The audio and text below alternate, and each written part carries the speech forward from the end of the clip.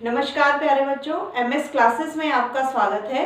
और हिंदी की कक्षा में हम पढ़ रहे हैं संधि। और संधि की इस सीरीज में पार्ट 1 में आपने संधि और संधि विच्छेद पढ़े, और उसके बाद हमने संधि के प्रकार में संधि में स्वर संधि के बारे में पढ़ा, और स्वर संधि के प्रकार भी पढ़े कि 5 प्रकार होते हैं। अब हम इस सीरीज को आगे बढ़ाते हुए इसमें स्वर संधि का ही एक प्रकार है दीर्घ संधि। दीर्घ संधि क्या होती है और उसको हम उदाहरणों के साथ में समझेंगे। तो दीर्घ संधि, जब ह्रस्व स्वर अ, इ, उ, ह्रस्व स्वर क्या होते हैं अ, इ, उ, या दीर्घ स्वर आ, इ, उ के बाद ह्रस्व स्वर अ, इ, उ या दीर्घ स्वर आ, इ, उ आते हैं, तो वह परस्पर मिलकर दीर्घ स्वर आ, इ, उ में बदल जाते हैं।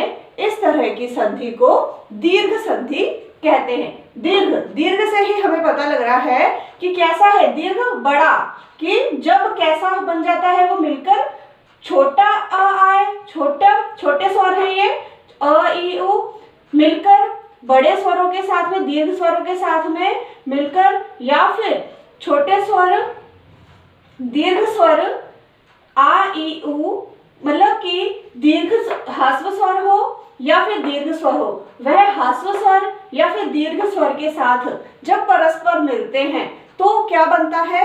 आपको यही ध्यान रखना है कि हमेशा दीर्घ स्वर ही बनता है। तो इस तरह की संधि को हम दीर्घ संधि कहते हैं। इनको हम एग्जाम्पल से समझेंगे तो आपको अच्छी तरह समझ में आएगा कि कैसे दीर्घ स्वर संधि होती है। तो स्वर, जबकि आपको पता है कि ये स्वर संधि का पार्ट है, तो हमेशा ही क्या होंगे, इसमें स्वर ही आएंगे, इसमें व्यंजन नहीं आएंगे। तो कैसे, देखो अ है, छोटा अ है और छोटा अ ही जब मिलकर बना तो क्या बना, ये आ बना, बड़ा आ बना। तो इस हमेशा क्या है, ये बड़ा दीर्घ स्वर है, तो दीर्घ स्वर बना, तो ये क्या है, दीर्घ संधि। इसका जैसे राम जमा अवतार, तो क्या बना, रामावतार। तो यहां पर क्या हो गया है, दीर्घ स्वर आ गया है, तो ये क्या है, दीर्घ संधि। चर अ की साउंड आ रही है अ, जमा अचर, अ यहाँ भी छोटा अ है, यहाँ भी छोटा अ है, और यहाँ क्या बन गया, मिलकर दीर्घ बन गया चराचर, बड़ा आ बन गया चराचर। तो ये क्या है, दीर्घ संधि है। तो आपने देखना है कि हमेशा ही क्या होता है कि ये दीर्घ बन जाता है। अब जैसे अ है और आ है, अ छोटा अ है, ह्रस्व स्वर है, ये दीर्घ स्वर है, लेकिन जब ये बना तो क्या बना, दीर्घ स्वर बना। जैसे देव जमा आले, तो क्या बना, देवालय। पुस्तक जमा आले, क्या बना, पुस्तकालय। क्या हो गया, दीर्घ स्वर में बदल गया। अब यहाँ पर क्या है, आ जमा अ, आ दीर्घ स्वर, अ ह्रस्व स्वर, अब क्या बना, आ दीर्घ स्वर ही बनेगा। तो शिक्षा जमा अर्थी, शिक्षार्थी, तो दीर्घ स्वर बन गया। विद्या जमा अर्थी, क्या बना, विद्यार्थी। ये भी क्या हो गया, आ हो गया, दीर्घ स्वर में बदल गया। तो आगे आ दीर्घ स्वर है और वह दीर्घ स्वर के साथ ही मिल रहा है आ के साथ में, तो यहाँ भी क्या बन रहा है, दीर्घ स्वर ही बन रहा है। तो महा प्लस आत्मा, महात्मा। दया जमा आत्मा, दया जमा आनंद, दयानंद। ये थे अ कि छोटा अ और बड़ा आ, लेकिन हमेशा ही क्या बना है, यहाँ पर दीर्घ में बना है, बड़े आ में बना है। इसी प्रकार से ई हम लेते हैं, तो ई ह्रस्व स्वर, ये भी ह्रस्व स्वर, और यहाँ क्या बना, ये दीर्घ स्वर। कवि जमा इंद्र, कविंद्र। अभि जमा इष्ट, अभीष्ट। ह्रस्व स्वर ई और दीर्घ स्वर ई, क्या बना, दीर्घ स्वर ई। कपि जमा ईश, कपीश। हरि जमा ईश, हरीश। ये दोनों में देखो क्या है, कपि, बड़ी की मात्रा आ गई है, यहाँ पे क्या थी, बड़ी ही थी, तो यहाँ क्या थी, छोटी ई थी, तो छोटी ई और बड़ी ई मिलकर क्या बनी, बड़ी ई, दीर्घ स्वर में बदल गई है।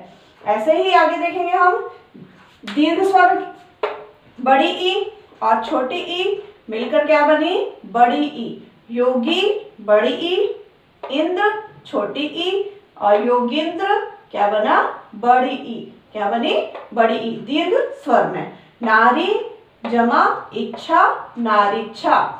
अब यहाँ पर ई बड़ी ई है, यहाँ भी क्या है, बड़ी ई, और क्या बनी ये, दीर्घ स्वर है, ई बड़ी ई बन गई। रजनी क्या है, बड़ी ई की मात्रा है, जमा ईश बड़ी ई है, और क्या बना, रजनीश बड़ी ई। सती बड़ी ई प्लस ईश बड़ी ई, सतीश, दीर्घ स्वर में ही इसको बदल दिया है।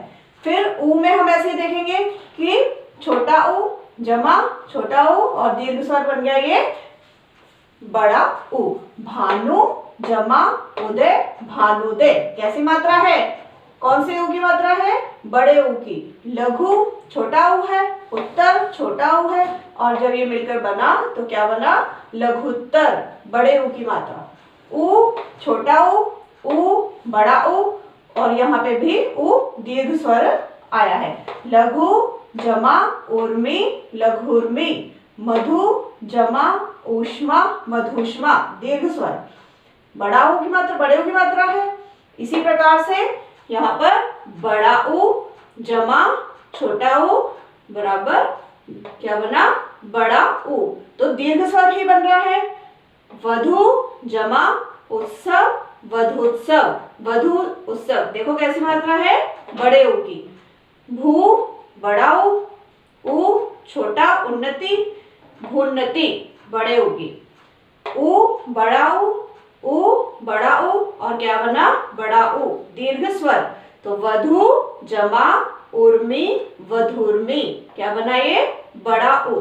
भू जमा ऊर्जा, क्या बना, भूर्जा, बड़ा ऊ। तो आपने यहाँ पर देखा कि स्वर है वह ह्रस्व स्वर है और दीर्घ स्वर के साथ में मिल रहे हैं तो क्या बना रहे हैं, दीर्घ स्वर बना रहे हैं, और दीर्घ स्वर ह्रस्व स्वर के साथ मिल रहे हैं तो भी क्या बना रहे हैं, दीर्घ स्वर बना रहे हैं, और ह्रस्व के साथ मिल रहे हैं तो भी दीर्घ स्वर बना रहे हैं, दीर्घ के साथ मिल रहे हैं तो भी क्या स्वर बना रहे हैं, दीर्घ स्वर बना रहे हैं। तो दीर्घ स्वर ही बनता है।